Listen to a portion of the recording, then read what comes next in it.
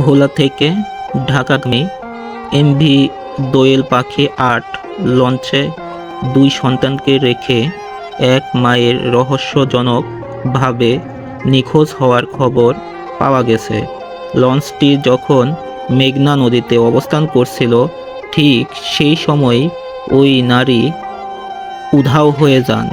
নিখোঁজ ওই নারী স্বেচ্ছায় পালিয়েছেন নাকি কোনো দুর্ঘটনার শিকার হয়েছেন, সেই বিষয়ে এখন পর্যন্ত কোনো নিশ্চিত তথ্য পাওয়া যায়নি। রিপোর্টার আরিফ আরও জানিয়েছেন, লঞ্চের প্রত্যক্ষদর্শী যাত্রীরা বলেছে, যাত্রা শুরুর পর থেকেই ওই নারীকে তার ২ সন্তানের সাথেই দেখা গিয়েছিল। কিন্তু লঞ্চ নদীতে পৌঁছানোর পর হঠাৎ করেই তাকে আর খুঁজে পাওয়া যাচ্ছিল না। দীর্ঘক্ষণ মাকে কাছে না পেয়ে সন্তানরা কান্নাকাটি শুরু করলে আশেপাশের যাত্রীদের মনে সন্দেহের সৃষ্টি হয়। এরপর পুরো লঞ্চ খোঁজাখুঁজি করেও ওই নারীর কোনো হদিস মেলেনি।